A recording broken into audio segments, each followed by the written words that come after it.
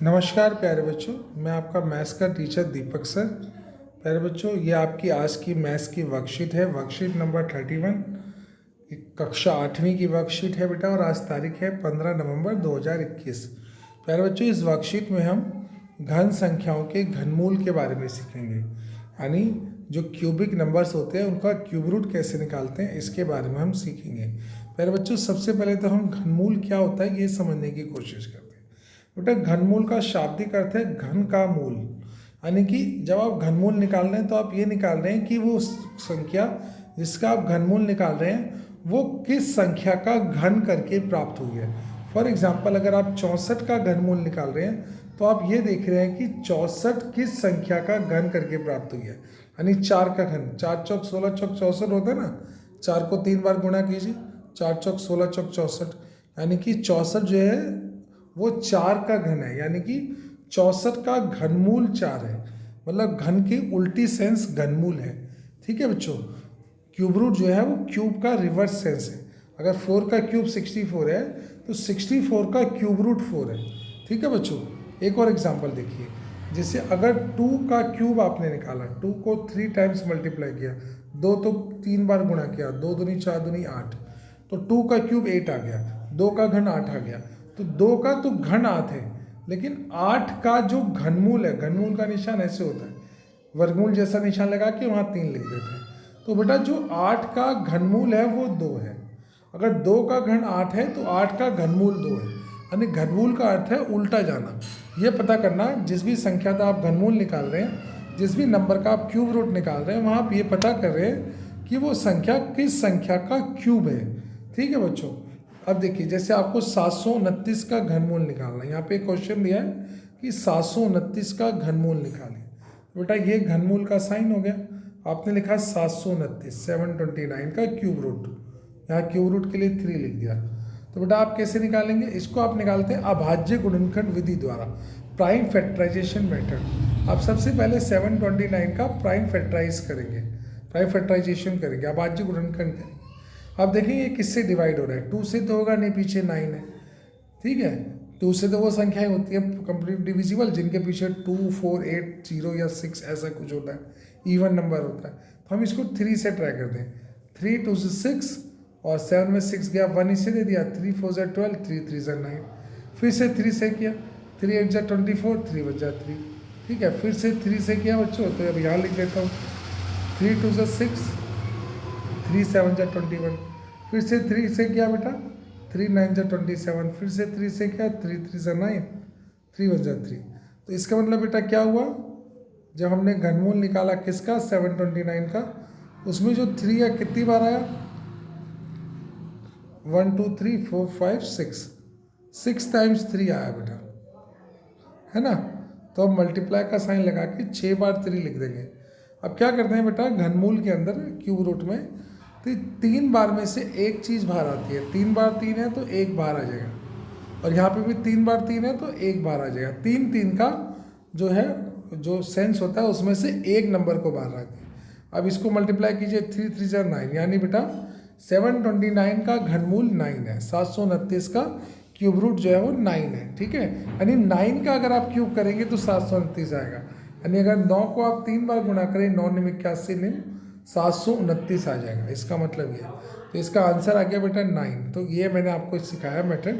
ठीक है बच्चों, इसी तरह एक और क्वेश्चन है, वो भी करके देखते हैं। आपको बेटा 125 का क्यूब रूट निकालना है, 125 का घनमूल। कैसे निकालेंगे प्यारे बच्चों आप 125 का घनमूल? वेट बेटा, एक बार मैं लिख दूँ उसको। तो बेटा आपको 125 का घनमूल निकालना है, यहाँ आपने 3 लिख दिया। अब 125 के भी आपने प्राइम फैक्टर किए, ये 5 से डिवाइड होगा। ठीक है, कैसे होगा देखो यहाँ पे, 125, 5 2 जा 10, 5 दूनी 10, तो इसे दिए 5 पंजे 25, फिर से 5 पंजे 25, और बेटा 5 एकम 5, यानी 5 इसमें 3 बार आ रहा है। तो 3 में से एक बार बाहर आ गया 5, तो इसका आंसर आ गया केवल 5, यानी कि 125 का घनमूल 5 है। यानी बच्चों 5 का जो घन है वो 125 है। ठीक है, तो ये तो हो गया बेटा सिंपल 125। लेकिन अगर यहाँ होता -125 तो फिर आप क्या करते?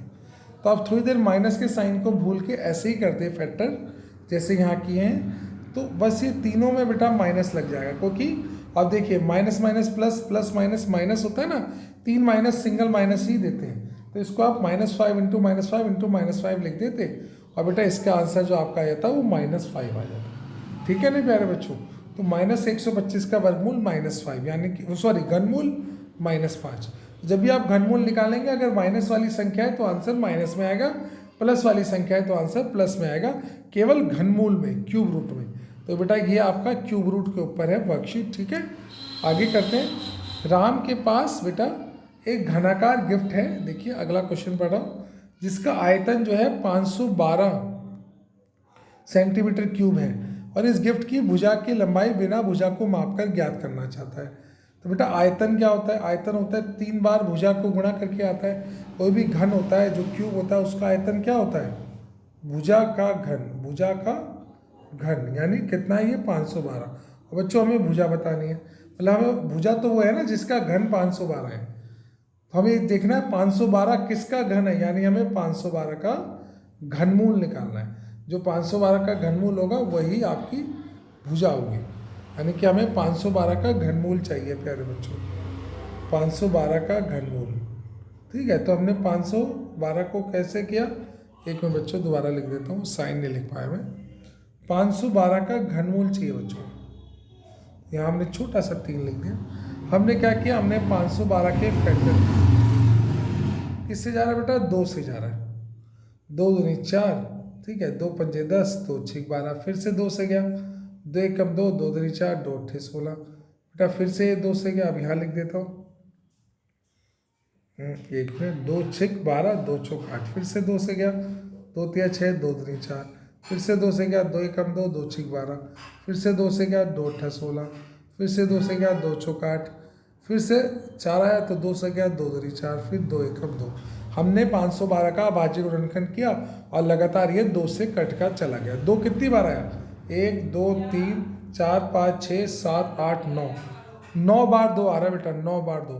512 का घनमूल लेते समय 9 बार 2 आ रहा है, तो इसका मतलब जब हम घनमूल करेंगे तो 2 को 9 बार लिखेंगे, तो 3 4 5 6 और फिर 7 8 9, हर एक 2 है बेटा, हर एक में से 3 में से 1 2 बाहर लेंगे, यानी पहले 3 में से 1 2 बाहर आया, अगले 3 बार 2 में से 1 2 बाहर आया, उसके अगले 3 बार 2 में से 1 2, तो 2 दूनी 4 दूनी 8, तो इसका मतलब बेटा क्या आ गया आंसर? 8 आ गया, यानी भुजा जो है वो 8 सेंटीमीटर है।